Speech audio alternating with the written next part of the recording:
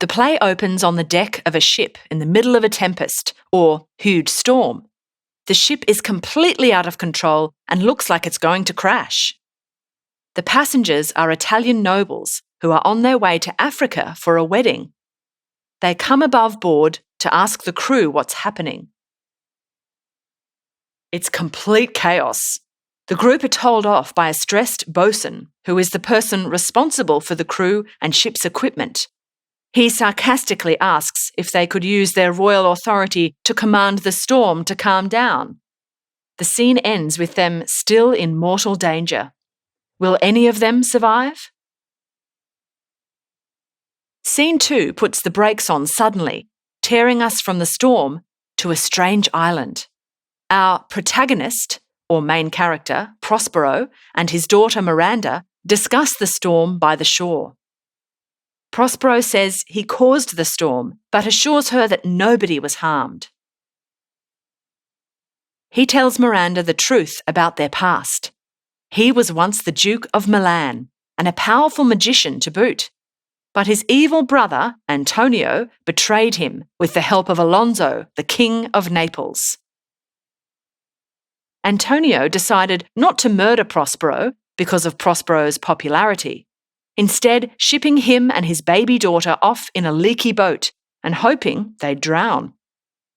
Luckily, Gonzalo, one of Prospero's dukes, had smuggled some supplies and magic books onto the boat, allowing Prospero to survive. Phew!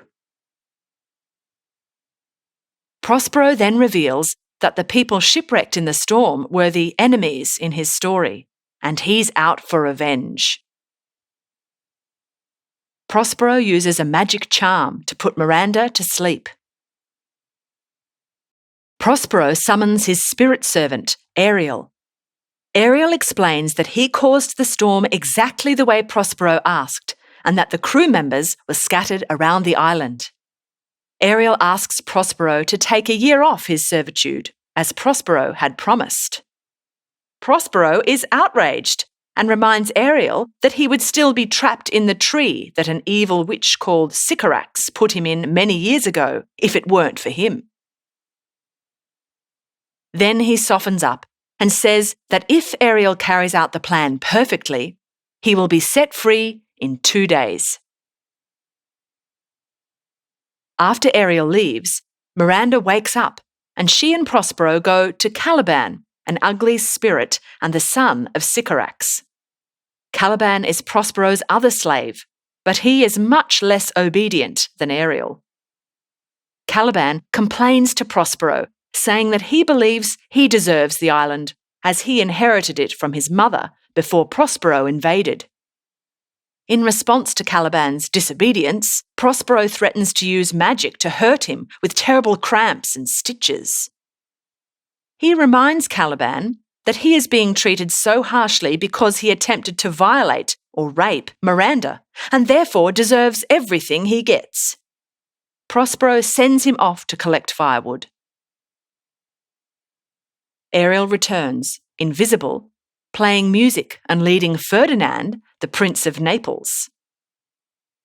Prospero encourages Miranda to look at Ferdinand, since he is the first man she has ever seen, apart from him. Ferdinand and Miranda fall in love immediately, and Ferdinand proposes to make Miranda the Queen of Naples.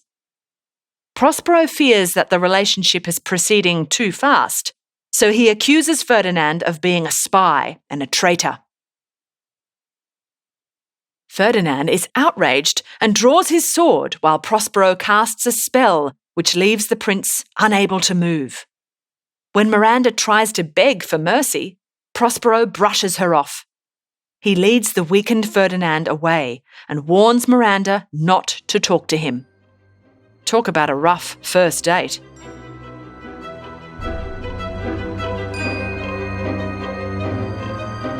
We hope you enjoyed this Schooling Online production. For more easy lessons on The Tempest, check out our summary of Act 2.